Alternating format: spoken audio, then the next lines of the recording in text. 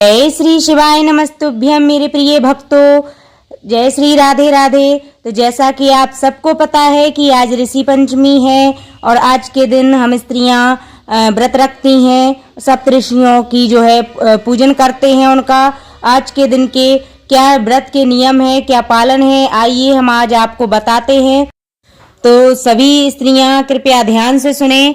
आज के दिन सभी स्त्रियों को अपने घर को सुबह स्वच्छ करके, स्नान करके, स्वच्छ वस्त्र पहनकर भगवान का पूजन करना चाहिए। और जो हम सारोट रहती है उस पर हम चौक बनाते हैं। चौक बनाकर उसकी जो पूजन विधि होती है हमारी सप्त ऋषियों की, ऋषि पंचमी की, तो हम पत्ते पर सप्त ऋषियों का जो है प्रतिबिंब चित्र बनाते हैं और उनकी पूजन विधि करते हैं। उस पर चौक बनाकर सारोट पर उस पर उनको विराजमान करते हैं। उसके बाद और आज के दिन कहा जाता है कि गाय का दूध का जो है सेवन नहीं किया जाता है। आज के दिन भैंस के दूध का सेवन किया जाता है और शक्कर का सेवन भी नहीं किया जाता है। यहाँ तक कि हर से जुती हुई कोई भी चीज का सेवन हम नहीं करते हैं।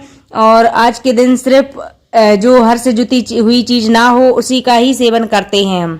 दिन जो पसाई वाले चावल होते हैं उसका जो है भगवान को उनको अर्पण करना पड़ता है और फल फूल इत्यादि अपनी थाली में हम रखकर ले जाते हैं। धूप दीप से उनकी पूजा करते हैं और पंचमेवा जो है उसका भी हम लोग भोग लगाते हैं। सभी ऋतु फल इत्यादि से हम उनका पूजन करते हैं और उनकी ऋषि पंचमी की कथा का श्रवण भी करते हैं और पूरी श्रद्धा और भावना के साथ उसके बाद हम लोग भगवान की ऋषि पंचमी की ऋषियों की आरती करते हैं और उसके बाद जो है पूजा का समापन करते हैं। अपनी श्रद्धा और भावना के साथ सभी स्त्रियां इस व्रत को करती हैं। तो आइए हम ऋषि पंचमी की व्रत की कथा का श्रवण करते हैं। चलिए।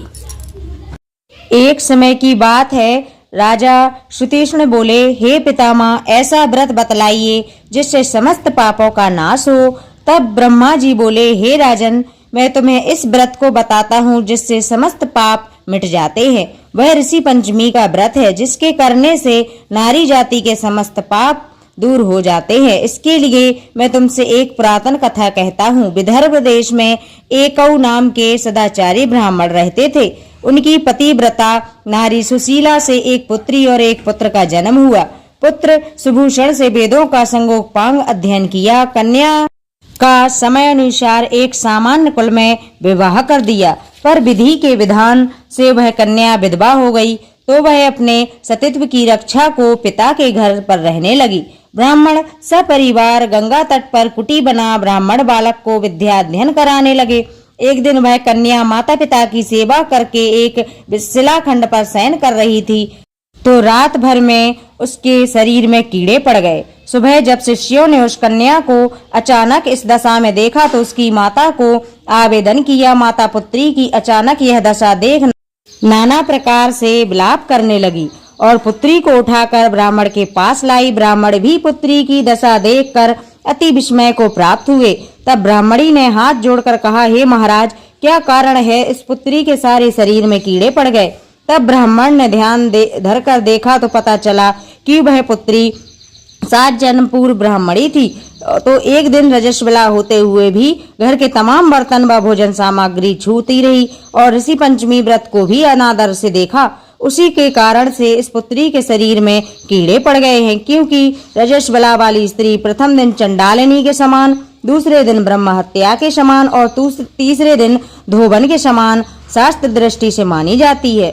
इस कन्या ने ऋषि पंचमी व्रत दर्शन अपमान के साथ किए। इससे ब्राह्मण कुल में जन्म तो हुआ पर शरीर में कीड़े पड़ गए। तब तो सुशीला ने कहा, हे महाराज, ऐसे उत्तम व्रत को आप विधि सहित वर्णन करें जो सांसारिक प्राणी इस व्रत से लाभ उठा सके। ब्राह्मण बोले, हे सुशीले, यह व्रत भादो शुक्ल की पंचमी के दिन धारण किया जाता है। उस दिन पवित्र नदी में स्नान कर व्रत धारण करें। सायकाल सप्तऋषियों का पूजन विधि पूर्वक करना चाहिए। भूमि को शुद्ध गोबर से लीप कर उस पर अष्टकमल बनाकर नीचे लिखें। सप्तऋषियों की स्थापना करें। महर्षि कश्यप, अत्रि, भरद्वाज, विश्वामित्र, गौतम ऋषि, जमदाग्नि व वशिष्ठ महर्षियों की स्थापना कर आचमन, स्नान, चंदन, पुष्प, धूप, दीप, नैवेद्य आदि से पूजन कर व्रत सफल की कामना करनी चाहिए। इस व्रत को करके उद्यापन करना चाहिए। चौथ के दिन एक बार भोजन करके पंचमी के दिन व्रत आरंभ करें। सुबह नदी जलाशय में स्नान करके गोबर से लीप कर सर्वतोभद्र चक्र बनाकर उस पर कलश स्थापना करें। कलश के कंठ में नया वस्त्र डालकर पूजा सामग्री एकत्र कर अष्टकमल दल पर सप्त ऋषियों की स्वर्ण प्रतिमा स्थापित करें।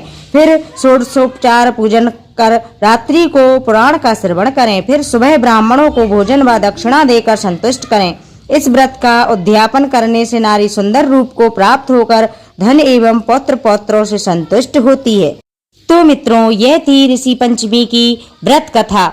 तो आपको यह कथा और इसका पालन नियम कैसा लगा, यह प्लीज मुझे कमेंट में जरूर बताना। और अगर अभी तक आपने चैनल को सब्सक्राइब नहीं किया है तो प्लीज जल्दी से चैनल को जाकर सब्सक्राइब कर दीजिए और बेल आइकन को भी प्रेस करिए, ताकि आपको मेरे सारे भजनों की नोटिफिकेशन और सारी व्रत कथाओं की जो नोटिफिकेशन मैं डालती रहती हूँ वो सारी नोटिफिकेशन आपको मिलती रहे। जय श्री शिवाय, नमस्तुभ्यम।